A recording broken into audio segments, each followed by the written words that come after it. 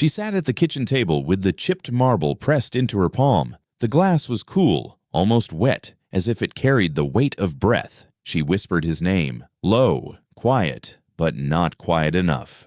"What did you say?" her father asked from the stove. She tightened her fist. "Nothing." "You said his name." She looked at him.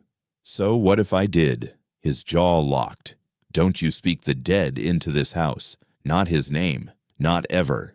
She rolled the marble across the table. It clicked against the wood and stopped at the edge. "He was my husband. He's gone." "He's not gone to me." Her father set the pan down hard. "I buried him with my own hands. Don't test me, girl." "You buried his body," she said, voice sharp. "Not his memory." The room stayed tight, walls pressing in. Her little brother shifted in the doorway, eyes wide, as if waiting for one of them to break. She held the marble up so it caught the light. A tiny crack cut across it, deep enough to catch her skin. Her father pointed. "Put that away." "Why?" she asked. "It's mine. It's a stone of trouble. That's what it is. It's a gift. He gave it to me the night before he died."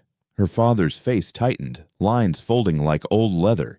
"You want to keep that wound open forever?" She pressed the marble to her chest. "The wound is already open." Silence, only the sound of the stove ticking. Her father pulled out a chair and sat across from her. His voice dropped lower. "You think holding on to glass will bring him back? I think forgetting him will kill me faster." "Damn foolish talk." "No," she said.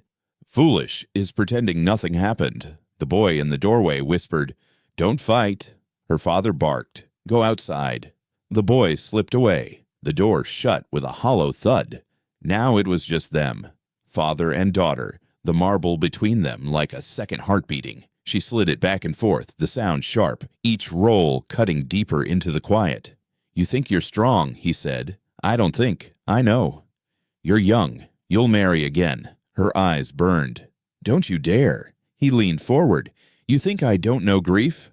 I've buried more than you've loved. Then you should understand. I understand survival, that's all." She lifted the marble, squeezed it. "Then let me survive my way." He slammed his hand on the table. "Your way will bring ruin. My way is truth. You speak like your mother." "And you hated her for it," she shot back. The air thinned. He looked at her hard, but she didn't flinch. The marble dug into her palm until she thought the skin would split. She wanted it to. She wanted blood on glass.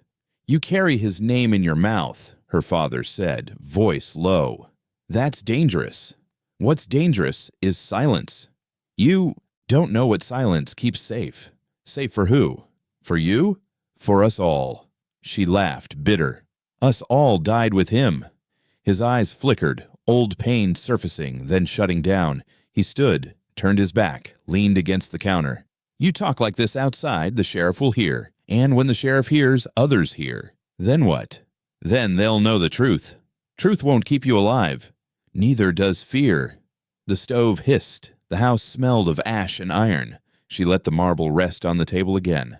It rolled once, slow, like it had a will of its own, then stopped dead. Her eyes followed it. She thought she saw his face in it for half a breath. Maybe she imagined it. Maybe not. Her father said, "I told you to bury that thing." "I won't." "You will," she whispered, "over my grave." He turned, face shadowed. "Careful." "I'm already careful," she said. "Careful not to lose him again." He stepped closer. "You're my blood. Don't make me choose between you and the quiet we need." She held his stare. "Maybe the quiet's already broken." The words landed heavy.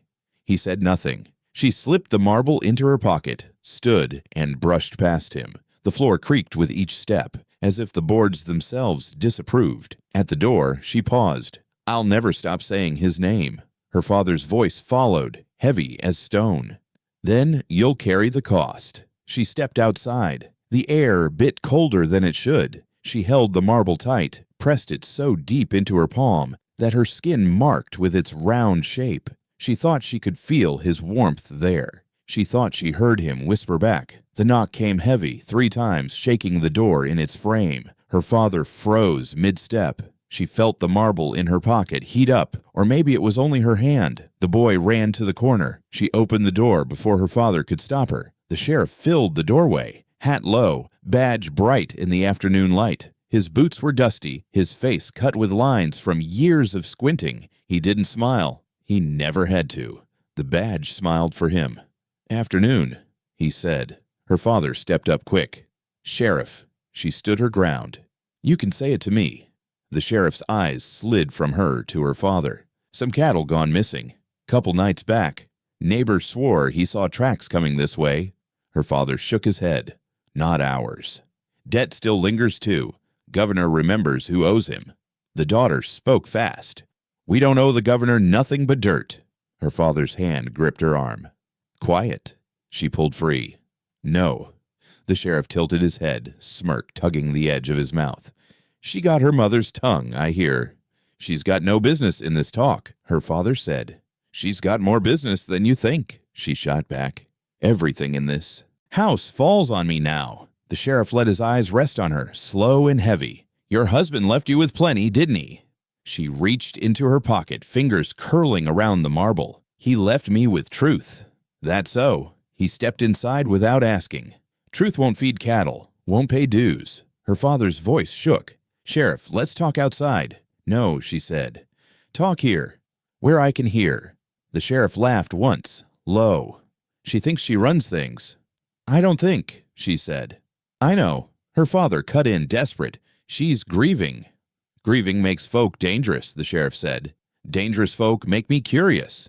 He took a seat at the table, spreading his coat wide so the badge caught more light. He tapped it with 2 fingers. "This here says I keep order. That means I ask and you answer." She leaned against the wall, arms crossed. "Order looks a lot like theft to me." "Careful, girl. Careful's what got my husband buried." Her father's voice rose, breaking. "Enough." The sheriff's eyes flickered between them. Man of the house still got some bite left. "Good. Keeps me from thinking the whole bloodline's turned." Her hand tightened on the marble. She wanted to throw it, break the badge's shine. Instead, she kept still. The marble burned hotter in her grip. "You'll say where the cattle went," the sheriff pressed. "They weren't ours," her father said again. "Tracks don't lie. Men do." The sheriff's smirk widened. "She's sharp. Shame sharp women cut their kin more than they cut enemies." Her father begged with his eyes, but she didn't stop. "You're not welcome here. This house sits on land tied up in debt. That makes me welcome enough. You think that badge means you own us." "I don't think. I know." His words came back at her like steel. The room thickened. Her father finally spoke low, trembling. "We'll find a way to settle." The sheriff stood slow, pushing the chair back with a scrape. "Good answer. Make sure it's soon. Governor don't like waiting." He tipped his hat, eyes on her last. "And you. Keep that tongue wrapped tight unless you're ready to pay for it." She stepped closer, close enough to smell the dust on his coat. "Then start counting, Sheriff, because I don't hush." The smirk left his face. For a second, only silence. Her father's breath caught. The sheriff tapped the badge again, sharp against metal. "Be smart." Then he walked out, boots pounding the porch. The door shut behind him. Her father spun on her, face red. "Are you trying to kill us?" "I'm trying to keep us alive." "You don't spit at power like that. Then power swallows you whole." "Damn it, girl." He slammed his fist on the table. "You don't know what you're stirring." She pulled the marble from her pocket, held it up so he could see the cracked glint. "I know exactly what I'm stirring." Her father looked at the marble like it was poison. "Throw it away." "No." "You think it's him talking through that thing?" "I don't think," she whispered. "I feel." The boy peeked from the corner, voice small. "Sheriff's coming back, isn't he?" Her father sat down heavy, rubbing his face. "He'll come back with more men." She pocketed the marble again. "Then let him."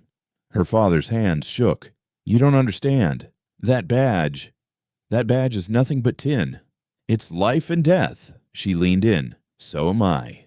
The house fell quiet, only the stove ticking again, same as the day before. Her father wouldn't meet her eyes. The boy stared at the door like it might burst open any second. She stood still, the marble burning in her pocket, hot enough she thought it might leave a scar. The yard was still, the air colder than it should have been for nightfall. She carried the marble in her fist, the crack pressing against her skin like a small blade. Her brother trailed behind, barefoot in the dirt, too curious to stay inside. "You shouldn't be out here," he whispered. "Neither should you." "Pa will hear." "Then he'll hear." The well sat at the edge of the yard, dark stone stacked old and uneven, the rope frayed on the bucket's handle. She leaned over it, staring down into the black mouth. No light reached bottom. She held the marble over it. "What are you doing?" the boy asked. "Testing." "Testing what?" "If he's gone." Her brother's voice broke. "He is gone." "Not to me." She dropped the marble. It slipped from her fingers, a flash of glass, then nothing. They waited. The seconds stretched. No sound returned, not a clink, not a splash. Just silence, heavy as stone. The boy's face tightened. "It's empty." "No," she said. "Something swallowed it. There's no bottom. That's what Pa says." "Pa lies." The boy stepped closer. "Don't say that. He lies about everything that matters." The wind stirred the rope against the stone, rough and scraping. She leaned farther over, as if straining to hear an answer the well wouldn't give. Her brother tugged at her dress. "Don't fall." She pulled back, eyes still on the hole. It should have echoed. "Maybe you didn't hear it." "I would have heard." "Then it's gone." She turned to him, her face sharp in the moonlight. "Things don't just go. They get taken." He looked at the dirt, kicking at it with his toes. "You talk like Ma did." "Good." Pa said her talking's what killed her. Her stomach clenched. "And you believe him?" "I don't know what to believe." "Believe me. You scare me when you talk like this." "Better scared than blind." He crossed his arms. "Tight. You're not the only one who lost someone. I lost more." "Why's your loss bigger than mine?" "Because I was his wife. Because I buried him in my arms before they lowered him in the ground." The boy flinched, eyes wet. "Stop." She knelt down, gripping his shoulders. "Listen to me. Pa wants us to stay quiet. Sheriff wants us to stay quiet. But quiet is a coffin. You understand?" "No." "You will." She glanced back at the well. The silence seemed thicker now, like it pressed up from the stones. The boy whispered, "What if he answered and you didn't hear?" Her voice dropped. "Then I'll listen harder." "Do you think he's down there?" "No," she said. "But I think something else is." "What?" She stared into the black. "Secrets." The boy shivered. "I don't want to know them. You already do. That's why you're afraid." He backed away. "I'm going inside." She rose to her feet, brushing dirt from her hands. "Tell Pa if you want. I don't care." "I won't tell," he said. "But you shouldn't test the dead. They test us every day." He ran toward the house, leaving her alone by the stones. She leaned over once more, listening hard. The silence felt alive, like it was waiting for her to drop more than a marble. She thought she heard a breath. Maybe it was hers. Maybe not. She whispered his name into the hole, soft and sharp. The silence swallowed it whole. She waited until he came in from the yard, boots muddy, shirt damp with sweat. He tried to walk past her, but she blocked him at the kitchen table. The marble sat between them, dull in the morning light. She tapped it once against the wood. "Tell me about Ma," she said. His face hardened. "Not now." "Now." He set his hat down slow. "She's been gone years." "Gone how?" "You know how." "I don't. Not from you. Not the truth." He pulled out a chair, lowering himself heavy. "Truth don't change what's in the ground." Her voice cut sharp. "Did you kill her spirit before the ground did?" His eyes snapped up. "Watch yourself." "I will not." He leaned forward, voice low. "You want to know? She talked too much. She asked too much. Like you." "So she was punished." "She was tired. That's all." "That's a lie." He slammed his fist on the table. The marble jumped, rolled, and stopped against her hand. "I said that's all." "You fear her still," she said. "That's why you bury her twice. Once in dirt, once in silence." His breath came hard through his nose. "Go to town. Buy what we need. And drop this talk." She picked up the marble, closing it in her fist. "Women don't forget." He said nothing, only stared at the wall. She left before his silence turned into fists. The store was dim, air heavy with the smell of flour and salt meat. 3 women, gathered by the counter, voices low, hands busy with cloth bags. She walked in, and their talk paused. Eyes slid toward her. She didn't flinch. "You heard?" one whispered to the other. "I hear everything," the second said. "Widow's son didn't come home last night." The first crossed herself. "Another one gone." The third woman shook her head. "Men get drunk. Men get lost." "No," the second said sharper. "Men get taken." The daughter stepped closer. "By who?" All three women looked at her. The storekeeper pretended not to listen, but his ears bent their way. The first woman said, "By power." "What kind of power?" the daughter pressed. The second's voice dropped lower. "Old power, worn into the ground, carried in names, carried in debts." The third said, "Careful."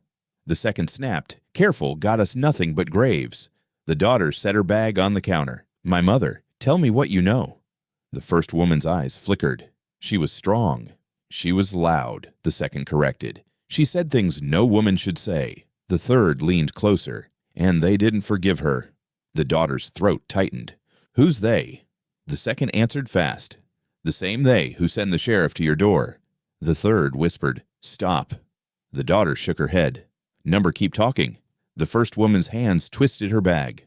"Widows don't get justice here. We get silence. That's all." "Not if we speak," the daughter said. The second gave a bitter laugh. "Speaking is what buries us faster." "Then bury me fast," the daughter shot back. "But tell me what happened." The women looked at each other, eyes darting. Finally, the second said, "Your mother stood in this very store, told the governor's men they'd never own her voice. Week later, she was gone." The daughter's chest burned, and Pa said she was tired. The first woman shook her head slow. "He said what kept him alive." The third whispered again, "Careful." The daughter leaned in, voice cutting. "Careful doesn't feed truth. Careful doesn't raise the dead. Careful doesn't keep daughters from being swallowed the same way." The second woman's eyes sharpened. "You sound like her." "Good," the daughter said. The storekeeper cleared his throat, shifting heavy behind the counter. "That'll be enough talk." The daughter turned to him. "Why? Truth costs too much here?" "Truth's not for sale," he said. "Only flour and beans." She slammed coins on the counter. "Then give me what I came for." He filled her bag quick, not looking at her. The women whispered again, voices low but steady now. "She won't last. She's too bold. She's all we've got." The daughter grabbed her bag, looked at them one last time. Women don't forget, and we don't forgive either. She walked out into the bright sun. Behind her, the whispers followed like a current, carrying both fear and defiance. They came at dusk, three riders cutting across the yard slow, horses kicking dust that hung in the fading light. She stood on the porch, arms crossed, the marble cold and damp in her palm. She had pulled it from the well that morning, still wet, as if the silence below had spit it back up. Her father stepped out behind her, wiping his hands on his trousers. "Stay inside," he muttered. "No," she said. The riders dismounted, boots heavy on dry earth. The tallest one, coat dark, spoke first. "Governor sends his regards." Her father nodded quick. "We serve." "I don't," she said. The tall man's eyes slid to her, sharp. "You'll want to. Governor don't like cracks in the line." She held the marble higher, letting it glint. "Governor can keep his line. I got my own." Her father hissed low. "Quiet." The second rider, younger, smirked. "Girls got teeth." The third leaned against his horse. "Teeth break easy." Her father stepped forward. "We'll pay what's owed. We'll show loyalty." The tall man studied her. "And the daughter." "She'll follow," her father said. "I won't," she cut in. The tall man took a step closer. "That badge on the sheriff's chest, that's the governor's. That land you sleep on, that's the governor's. Your silence is loyalty. Your noise is treason." She met his stare. "Then call me Noise." The younger rider laughed. "Bold, reckless." The third spat in the dirt. "Dead." Her father grabbed her arm, voice shaking. "Apologies, she don't mean it." "I mean every word." She yanked free. The tall man circled slow, boots crunching gravel. "You remind me of your mother." Her chest tightened. "Good." "Not good," he said. "Your mother's tongue cost her. You want to pay the same?" Her voice sharpened. "You killed her." He tilted his head. "I didn't lift a hand." "But you ordered it." He smiled thin. "Orders keep the ground steady." "Ground's already cracked," she said. I hear it every night." The men exchanged glances. The younger one whispered, "She's touched." The tall man reached for her hand. She pulled back fast, but he had seen it, the marble glinting wet. "What's that?" "A gift," she said. He smirked. "From who?" "From the dead." The third rider scoffed. "She's mocking." The tall man's face stayed unreadable. "Or she's cursed." Her father stepped between them. "Leave her out of this. She don't know what she says." "I know exactly what I say," she snapped. The tall man leaned close to her father. "She talks again, governor hears. Governor don't forgive twice." Her father's shoulders sagged. "Understood." "No," she said. "Not understood." The younger rider drew a knife, flashing it quick. "Maybe we teach her what silence feels like." The marble burned in her hand. She squeezed it tight. "Try." Her father's voice cracked. "Stop this, please." The tall man raised a hand, halting the knife. His eyes stayed locked on her. "You think you're strong. Strong don't last out here. Obedience does." "Obedience killed my husband," she said. The tall man's smirk twitched. "Your husband gambled with fire, and you poured the oil." He stepped back, signaling the others. "We'll return. Governor expects an answer. Loyalty, or the ground takes you." He mounted his horse, the others following. Dust rose as they turned. Before riding off, he looked back at her one last time. "Bury that marble, or it'll bury you." They rode out, silhouettes fading into the dark. Her father dropped into the porch chair, head in his hands. "You'll kill us all." "They'll kill us anyway," she said. "Not if we bow." "I'd rather break." He looked at her, eyes red. "You don't understand what power does." She opened her hand, showing him the marble. It shone damp, as if the well still clung to it. "Power doesn't forget, and neither do I." He turned his face away. "God help us." "No," she said, closing her fist again. "Women help themselves." The house fell silent, but she could still feel the rider's eyes on her, heavy as if they hadn't left at all. The marble pulsed in her palm like it carried a heartbeat. The table creaked under the weight of the jar. She set it down hard, the glass rattling, marbles clicking against each other like teeth. Her father froze with his fork halfway to his mouth. The boy's eyes darted from the jar to her, then back again. "What's this?" her father asked. "You know what it is. Take it away. Number we eat with it tonight." He dropped his fork. "You're testing me." "I'm reminding you." The boy whispered, "It's just marbles." She shook her head. "Not just. Their names. Every one of them." Her father's jaw tightened. "Child's games." "Then why's one missing?" she shot back. The boy swallowed. "Which one?" She pointed. "His." Her father's eyes flickered. "Stop." "I won't." She tapped the jar with her finger. "These are lives, Pa, and one's gone because he is gone. Don't speak it." "I will speak it. I will never stop." The marbles shimmered in the lantern light, each crack, each scuff carrying years of touch. Her father stared, hand shaking against the table. He reached for the jar but stopped halfway, pulling back like it burned him. "Where did you get it?" he asked. "From Ma's things. Should have stayed buried." "Like her?" "Like him." His voice rose. "Enough. Number, I want you to say it. Why is his marble missing?" He leaned back, face darkening. "You think marbles prove anything?" "They prove you kept count. Every death. Every silence. You're losing your mind." She pushed the jar closer across the table. The marbles rolled against the glass, a low sound like bones shifting. "Tell me, Pa, did you mark him before he was gone? Did you know?" The boy whispered, "Stop fighting." She snapped, "He deserves answers, too." Her father's hand slammed the table. "Don't drag him into this. He lives here. He breathes the same silence. He deserves truth." The boy pressed his hands over his ears. "I don't want to hear." "You'll hear," she said, "because you need to know what kind of house you're standing in." Her father's eyes glistened, though his voice stayed hard. "I protected this house. You chained it. You filled it with ghosts. I kept us alive. At what cost?" He stood, pushing the chair back. "That jar's cursed. Number, that jar's witness." He pointed at her, finger trembling. "You think carrying glass gives you power? It doesn't. It only drags you down." She lifted the jar, holding it tight. "Then let it drag me. I'll go with him." The boy gasped. "Don't say that."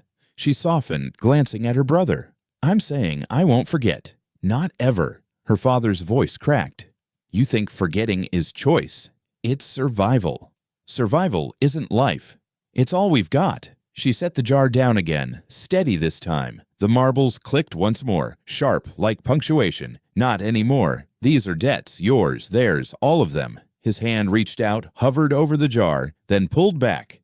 You don't understand. Then make me. His lips parted, but no words came. He sank back into his chair, shoulders slumping. His hand trembled against the wood grain. The boy lowered his palms from his ears, watching them both with wide, wet eyes. She leaned in. Say it. You knew he'd die. Her father closed his eyes. I warned him. You warned him, or you gave him up. His silence was louder than any answer. She felt the marble in her pocket pulse, hot, the missing one that should have been in the jar. She wanted to slam it down in front of him, force him to look, but she kept it hidden. You let him go, she said flat. And you did nothing. Her father whispered, if I'd done something, we'd all be in the ground. Maybe we should be. The boy shook his head, tears streaking. Don't say that. Her father's hands clenched. You don't know what men like the governor do. I know what silence does. The jar caught the lantern light again, glowing faintly. She stared at it, each marble a small world of memory, each one a weight. Her father reached for his drink, but his hand shook so bad he spilled half across the table. The liquid ran toward the jar, dripping down its sides, leaving streaks. Look at you, she said. Shaking because of glass. His voice rasped. Not the glass, what it stands for. And what's that? The past we can't beat. She shook her head. Or the past we won't face. The boy whispered, please stop. But neither of them stopped. Her father's eyes went to the jar again, fixed on it like it might shatter by staring too long. Put it away. No. He slammed his palm down beside it. I said put it away. She didn't move. The marbles rattled against the sudden vibration. The jar held firm. She leaned forward, voice sharp. You'll break before it does. The boy ran from the table, footsteps pounding up the stairs. The house echoed with his retreat. The silence that followed was thick, smothering. Only the faint rattle of the marbles remained when the jar shifted under the weight of her hand. Her father sat head bowed, voice hoarse. You're turning this house into a grave. It already is. He looked up, eyes raw, hand still trembling. For a moment he seemed smaller, weaker. She thought he might confess. She thought he might beg. Instead, he whispered, God forgive us. No, she said, her voice steady. God doesn't live here, only us. And we don't forget. The smoke woke her before the flames did. She sat up in bed, the smell sharp, choking. The boy burst into her room, eyes wide, shouting, The barn! She grabbed the jar from the dresser and ran barefoot across the yard. The fire already clawed through the roof, orange light spilling against the night. The horses kicked in their stalls, crying out, the cows thrashing. She heard her father's boots behind her, slow, heavy, as if he already knew the fight was lost. She screamed, Do something! His voice came rough. It's too late. It's not! She yanked at the door latch, heat searing her arms. The animals shrieked louder, the sound tearing at her chest. Help me! Step back, he barked. No!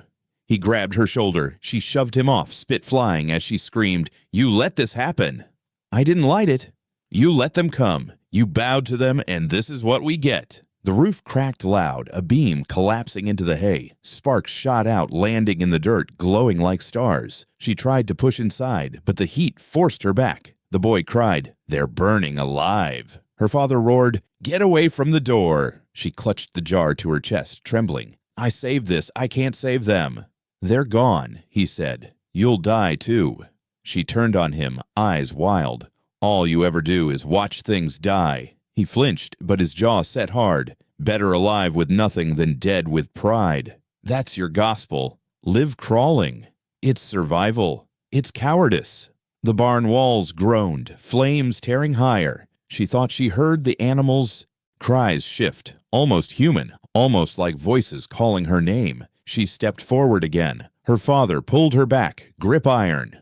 You'll burn, he said, then let me. The boy tugged her arm, tears streaking his face. Please, don't.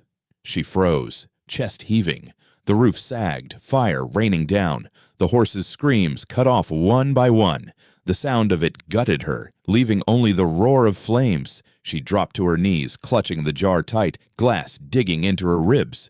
Her father looked down at her, face lit in firelight, shadows carving him into something harsher. "This is the cost," she glared up. "Number this is punishment."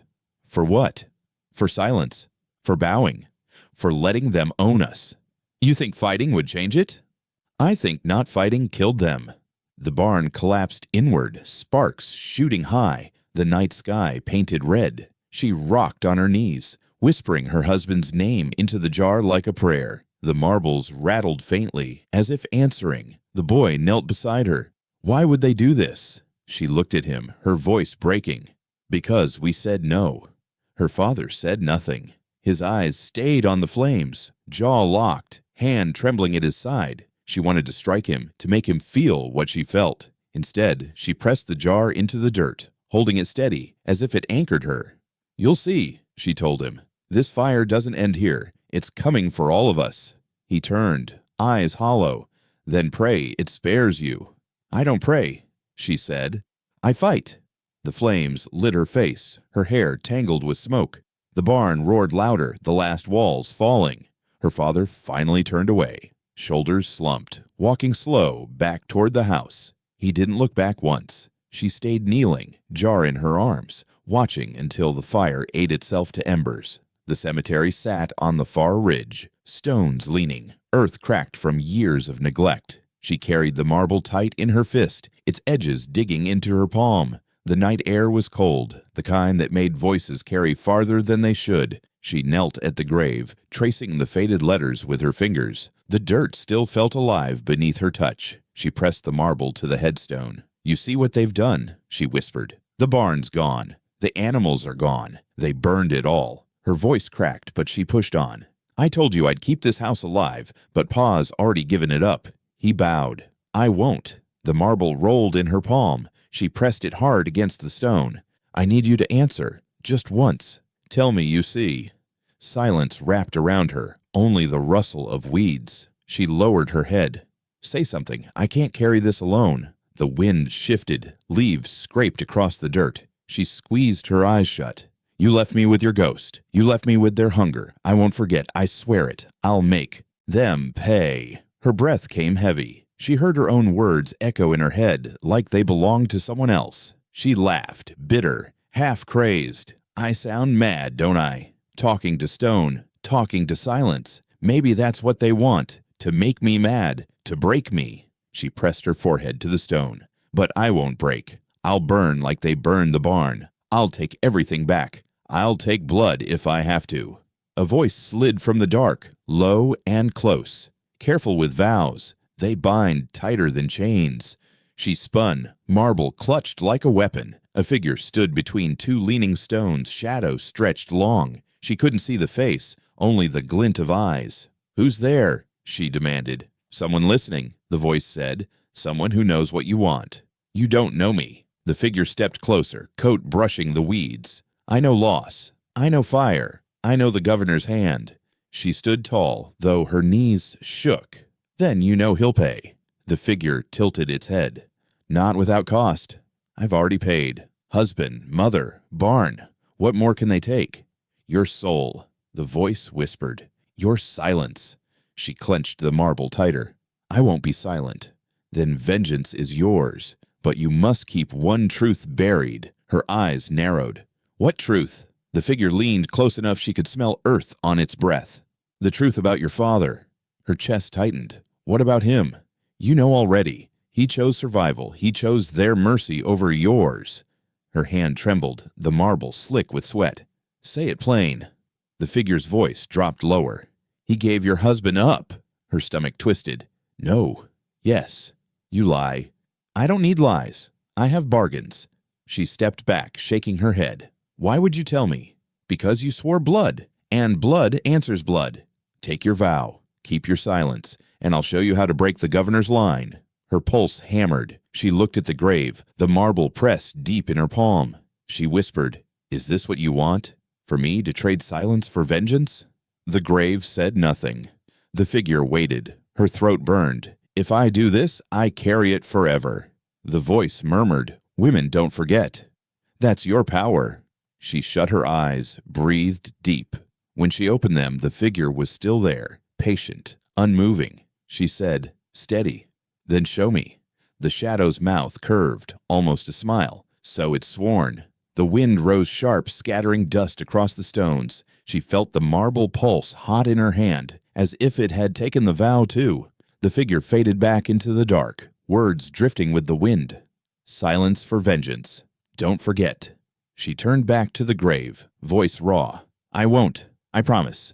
The marble gleamed faint in the moonlight, wet as if pulled from the well again. She held it close, whispering her husband's name until her throat gave out, until silence swallowed her whole. The flour sack split wrong when she cut it open, a lump inside, wrapped in wax paper, pressed against her knife. She frowned, reaching in. Her fingers came out dusted white, clutching the bundle. She peeled it open, breath catching. Her husband's handwriting, sharp, hurried lines scrawled across stained paper. The boy came running when he heard her gasp. "What is it?" She couldn't speak at first. She pressed the letter flat against the table. The marble slipped from her pocket, rolling across the wood as if it had been waiting. He grabbed at it. "Don't." "Read it," she said. His eyes flicked over the words. His voice shook. "If you find this, it means they've come for me. The governor's men don't just collect debts, they collect secrets. And I gave one I shouldn't have." The boy's hands trembled. "Stop." She snatched the paper back. "Keep reading." He shook his head. "No." "Yes." She jabbed her finger at the words. "Say them out loud." His voice cracked. "They said if I gave names, they'd leave you safe. But names don't buy safety. They buy graves. If you're reading this, forgive me." The boy dropped the letter like it burned. "He betrayed us." "No," she said, clutching it. "They forced him." He still gave names. "They made him." "He chose." She slammed her fist against the table, the jar rattling. "He did it to protect us." The boy's face twisted. "But it didn't work. He's dead. The barn's gone. Nothing's safe." Her throat tightened. "He tried." The boy's eyes filled. "You can't defend this." "I can," she snapped. "Because I knew him. You didn't. I knew enough. He's the reason they're here. He's the reason we're still breathing." The boy shoved the marble across the table. It rolled to the floor, spinning, then stopped by the stove. That's what his protection bought. Silence and ashes. She dropped to her knees, snatching the marble up. Her voice shook. "Don't you dare." He backed away, tears streaking through the flour on his face. "You're blind." "No," she said, standing again. "I see clearer than ever," he shouted. "Then read it all." Her hand trembled as she unfolded the letter again. The last lines blurred through her tears. "If they ever come back, don't trust your father. He'll bend. He'll trade anything to keep breathing." The room froze. The boy's mouth opened, but no sound came. She stared at the words until her vision swam. The boy whispered, "Pa knew." She lowered the paper slow. He let them. The boy shook his head, pale. "Number, no, that's not true. It's written here." He wouldn't. He did. The boy pressed his fists to his temples. "Stop saying it. You need to hear it. You'll tear this family apart. It's already torn." He shouted louder, voice breaking. "Then what do we do?" She looked down at the letter, then at the marble glowing faint in her palm. Her voice dropped steady. "We fight." The boy's eyes filled with fear. "Against who? The sheriff? The governor? Posh?" "All of them." He stumbled back, shaking his head. "You'll get us killed." Her jaw clenched. "Better dead fighting than alive bowing." The boy sobbed, voice cracking. "I can't. I won't." "Then don't," she said. "But don't stand in my way." He stared at her, chest heaving, then bolted from the kitchen, slamming the door so hard the jars rattled. She stood alone, flour dust swirling in the lamplight like smoke. She pressed the letter flat against the table once more, tracing the words until her fingers smeared the ink. The marble rested beside it, still, silent, like a verdict passed down. She whispered her husband's name, voice raw. "I'll finish what you couldn't." The marble caught the light and seemed to glimmer wet again, as if the well had touched it once more. The dogs barked first. Then came the boots. Heavy, measured, too many for peace. She stepped onto the porch with the marble in her pocket, the letter tucked in her dress. The sheriff stood at the gate with 4 men behind him, rifles slung. His badge glinted in the dying light. Her father came out slower, hat low, voice trembling. "Evening, Sheriff." The sheriff didn't answer him, his eyes fixed on her. "You got something don't belong to you." She crossed her arms. "Everything here belongs to me." He smirked. "A letter, man's last words. I'll take it." Her father cut in quick. "She don't know what she's saying." "I know exactly," she said. The sheriff stepped closer, boots crunching. "Give it." "No." His smirk faded. "Don't test me, girl." "You've been testing us for years," she said. His men shifted, hands brushing rifles. The boy pushed through the door, voice shaking. "Leave her alone." The sheriff laughed.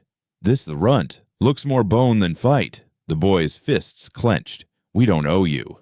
"Everything here owes," the sheriff snapped. "Your land, your blood, your silence." She stepped off the porch, slow and steady. "If you want it, take it from me." Her father hissed low. "Stop." "Not stopping," she said. The sheriff's jaw tightened. "You think you're your mother?" "I'm worse." The words cut the air. His hand went to his gun. "You don't know what you're saying." She pulled the marble from her pocket, holding it high. "I know what I'm saying, and I know what this means." The sheriff squinted. "What's that?" "Toy." "Proof," she said. "And weapon enough." The men laughed, but unease flickered. She hurled the marble at the lantern hanging on the post. Glass shattered, oil spilling. Flames leapt across the dirt, licking up dry grass. The sheriff cursed. "Grab her!" The men surged forward. She fought, kicking, clawing. The boy swung a stick, hitting one across the head before being slammed to the ground. A boot pressed into his back. He cried out, choking. She screamed, lunging. Another man caught her arm, twisting hard. Pain shot through her shoulder. "Let him go!" The sheriff loomed over the boy, gun drawn. "Give me the letter, or I bury him here." Her father shouted, "Stop this! We'll hand it over." "No," she yelled. "We won't." The boy gasped, face pressed into dirt. "Please, quiet," the sheriff barked, shoving the barrel against his head. "Your sister's got the choice." Her heart hammered. Fire crept closer, sparks popping. She clutched her dress where the letter hid. Her father grabbed her arm. "Give it." She shoved him back. "He wrote this for us. He died for it. I won't let them erase him." The sheriff's voice dropped cold. "Last chance." She spat in the dirt. "Take it over my grave." The sheriff's hand twitched on the trigger. Before he could fire, the boy bucked, biting the boot that held him. The man screamed, stumbling. The boy scrambled up, only to be struck hard in the face with a rifle stock. Blood sprayed the dirt. He collapsed. She screamed, tearing free, throwing herself over him. "Don't touch him." The sheriff raised his gun. Firelight flickered across his face. Behind him, the men hesitated, shadows jumping in the flames. She held the letter high, voice cutting sharp. "You kill us, and the whole town will know. You think women don't talk. We talk more than you bleed." The sheriff froze, eyes narrowing. The men looked uneasy now, shifting, smoke thick around them. The fire spread faster than they'd thought, circling, heat pressing close. One muttered, "Sheriff, we can't stay here." "Shut it," he snapped. She pressed the letter to her chest, blood from her brother staining her dress. "You're not taking this, not while I'm breathing." The sheriff stared at her, gun still raised. Then he lowered it, slow, his face twisted with rage. "This ain't done." He motioned to his men. They backed toward the gate, rifles tight, firelight on their faces. The sheriff pointed at her one last time. "You're digging your own grave," she shouted back. "Then I'll dig it deep enough for all of you." They turned and left, disappearing into smoke. The fire died down where it had started, leaving blackened earth. Silence fell heavy. Her brother groaned, blood soaking his shirt. She cradled him close, whispering, "Stay with me, please." Her father knelt beside them, face pale, hands shaking. "You've doomed us." She looked up at him, tears burning. "Number they did. And you let them." He flinched but said nothing. She pressed the letter into her brother's hand, closing his fingers around it. "This is what he died for. This is what we live for." The boy tried to speak, but only coughed blood. She kissed his forehead, rocking him against her. The jar rattled faintly inside the house, as if stirred by the fight. She could almost hear the marbles rolling, counting every cost. The flames outside smoldered low, but the ground still glowed red, like blood at the gate. The house still smelled of smoke from the fire outside, air thick with ash and sweat. Her brother lay on the couch, blood crusted at his lip, chest rising slow. She paced the kitchen with the jar clutched in both hands, glass cold against her skin. Her father came in, face hollow. "Put it away." She shook her head. "Not this time. It's nothing but glass. It's everything." He slammed the table. "You'll kill us all with your stubbornness." Her voice cut sharp. "They'll kill us whether I bow or not." The jar rattled in her grip as if the marbles themselves were restless. She set it on the table hard. The sound cracked through the room. Her brother stirred, groaning. "What's happening?" She answered without looking at him. "Truth's happening," her father hissed. "You think those marbles keep truth? They keep madness. They keep memory," she snapped. "And memory's all we've got left." The boy whispered weakly, "Please stop fighting." She knelt beside him, brushing his hair back. "I'm fighting for you." Her father's voice broke. "You're dragging him into your war." "It's already his war." The door slammed open. A gust of wind blew through, knocking the lantern from its hook. It crashed against the floor. The jar toppled with it, hitting hard. Glass split. Marbles spilled everywhere, scattering across the wood. Her scream tore through the house. "No!"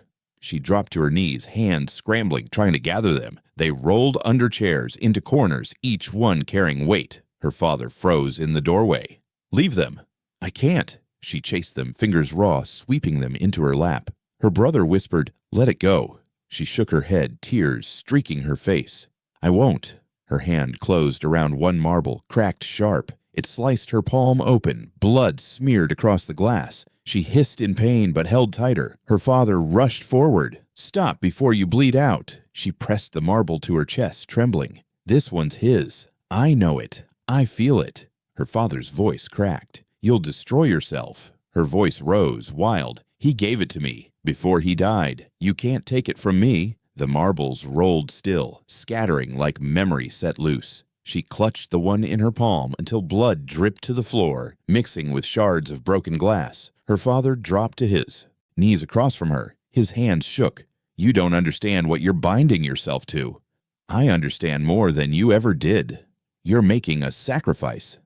"I already sacrificed. Husband, mother, barn, animals. What's one more?" Her brother's weak voice cut through.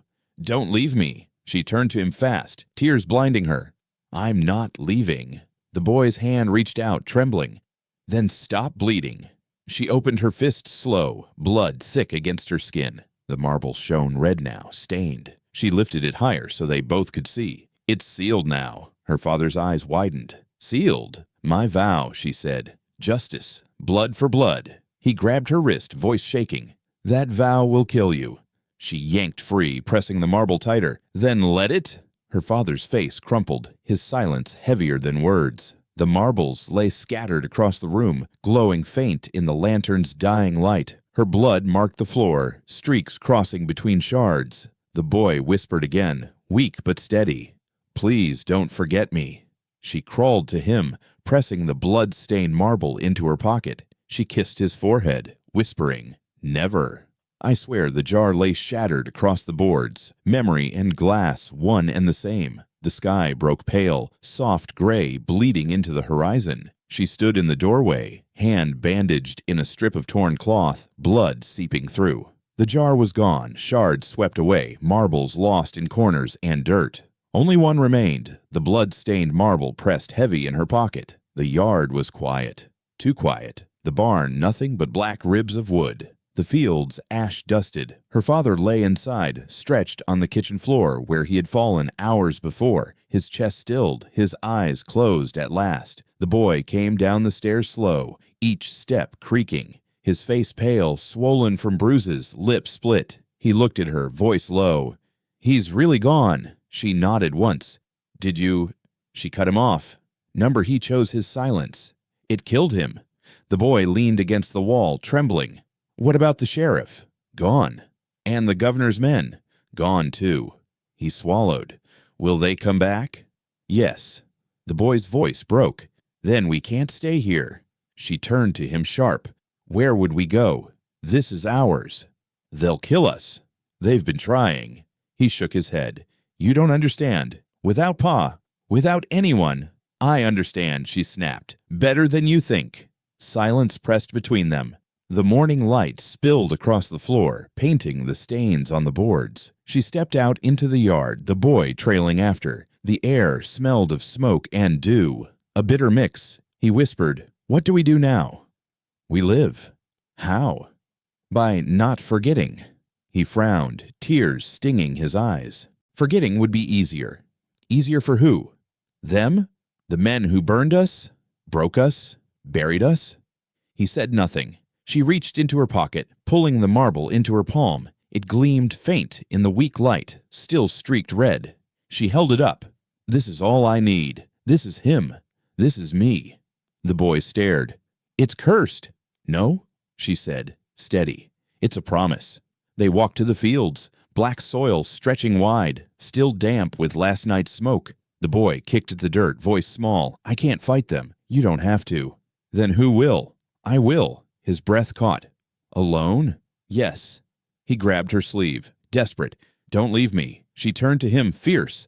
I'm not leaving, but I won't bow. Not to them. Not ever. The boy's tears spilled. You sound like Ma. Good. She died for it. I'll live for it. The wind stirred, carrying faint echoes across the fields. She closed her fist tight around the marble, the cut in her palm opening again, fresh blood staining the cracks. She whispered low, almost to herself, Women don't forget. The boy shivered. What if remembering kills us? Then we die remembering, not silent. They stood together at the edge of the field, sun breaking through the clouds, weak but steady. Her father's shadow no longer stretched over them. The sheriff's badge, the governor's threats, the weight of silence, all gone for now. The boy looked at her, eyes wide. What will you do with it? She slid the marble back into her pocket. Carry it. And after that? She turned, gaze fixed on the horizon. We'll see. He whispered, I'm scared. She laid her uncut hand on his shoulder. Good. Fear keeps you alive, but don't let it silence you. The boy's lips trembled. I'll try. She nodded, voice steady. Try's enough. For now. The sun climbed higher, light spilling gold over the ruined barn, over the scorched yard, over the grave silence of the house behind them. She breathed deep, tasting ash and earth. The boy asked again, almost pleading, and if they come back? Her answer was simple, sharp. Then I'll be ready. The marble pressed hard in her pocket, warm against her blood. She stepped forward into the field, shoulders squared, voice carrying across the quiet land. Women don't forget. The boy followed, small steps in her shadow, silence giving way to breath, to survival, to something new. The dawn stretched wide, heavy with ghosts, but hers now. They walked deeper into the field, the soil damp beneath their feet. She let her hand drag across the tops of dead stalks, brittle and sharp. The boy stayed close, his eyes scanning the horizon like something might step out at any moment. He asked, what if Pa was right? What if silence was the only way? She kept walking. Then why are we standing here? And he's not? His throat tightened. Because you don't stop, even when you should. She looked back at him. Would you rather I stop now? Bow my head? Pretend we never bled? He didn't answer. She stopped at the center of the field. The earth here was blacker, scorched by fire. She knelt and pressed her palm flat, the cut stinging as dirt mixed with blood. She whispered low, This ground remembers. The boy shifted nervously. You're talking like Ma again. She spoke the truth. That's why they feared her. They killed her for it. They'll learn it doesn't end with her. The boy wrapped his arms around himself. You scare me when you talk like that. She stood, brushing dirt from her hands. Good. Let fear remind you that living quiet won't save you. They turned back toward the house. The porch sagged, door half open, the silence of their father's body pressing from inside. The boy hesitated. What are we going to do with him? Bury him. Where? She thought for a moment, then said, Beside Ma. The boy swallowed. Do you hate him? She paused at the steps, looking at the broken jar scattered across the floor inside. I don't hate him. I hate what he chose. The boy followed her in, gaze falling to their father's still form. His lips quivered. He was still Pa. Yes, she said softly. and Pa bowed. That's what killed him. They worked in silence, dragging the body out to the yard, covering his face with a sheet. The boy trembled with every step, his thin arms straining. She moved steady, jaw clenched, the marble heavy in her pocket. At the graveyard ridge, the dirt was cold and stubborn. She dug with her bare hands until her nails split. The boy tried to help, but he was too weak, so he sat and watched. When the hole was deep enough, they lowered the body in. The boy whispered, "We should pray." "You pray if you want." He bowed his head, muttering words he barely remembered. She stood tall, silent. When he finished, she spoke only one sentence. "May this silence end with me." They covered the grave, piling dirt until the body was gone. The boy looked at her exhausted. "What happens now?" She pulled the marble from her pocket, blood dried along the cracks. She held it high, letting the first true sunlight catch it. "Now we carry him. We carry all of them." The boy asked, "For how long?" Her voice was steady. "As long as it takes." They turned back toward the house. Smoke still curled faint from the barn ruins. The day was beginning, birds calling faint in the distance. The boy looked small beside her, but his steps were steadier now. She whispered again, words like stone. "Women don't forget." The boy echoed her, voice thin but certain. "We don't forget." And together they walked into the new day, the silence at dawn no longer empty, but full of promise and reckoning.